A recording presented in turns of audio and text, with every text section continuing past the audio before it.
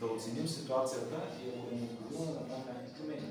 Примерно, поглеждаме си картинката, ако гоним същия тип на картинката, поглеждаме платното, казваме, тук трябваше малко да затъмним или тук малко да го изсветлим.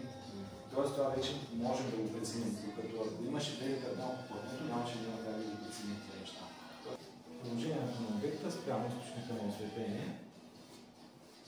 Ако обектът е зад осветителния, зад източника на светлина, ако обектът е пред или светлината идва отстрани или отгоре. С най-малката, само една точка си отбележите.